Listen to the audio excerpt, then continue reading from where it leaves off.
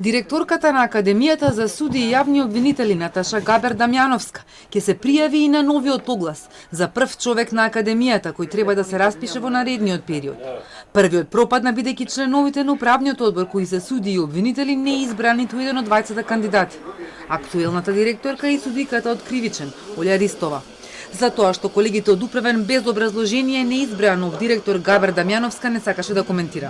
Јас лично сметам дека за време на мојот 4 годишен мандат дадов многу и резултати во Академијата има големи.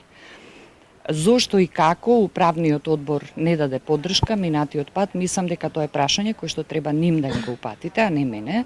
Јас планирам повторно да се јавам и повторно истото прашање, ако имате прилика, упатете го на членовите на управниот одбор. Мандатот на Габер Дамјановска истекува на 1 декември. До тогаш завршува и 7-та генерација со 59 академци, идни суди и обвинители, кои веќе до крајот на годината може да бидат избрани, како засилување во судовите и обвинителствата по брана од пензионирање.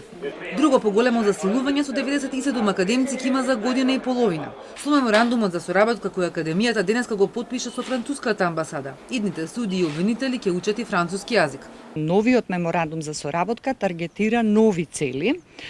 Една од главните цели е заштита на човековата околина и посебно инкриминирачките действија кои што би резултирале за адресирање на проблемите во заштитата на животната средина.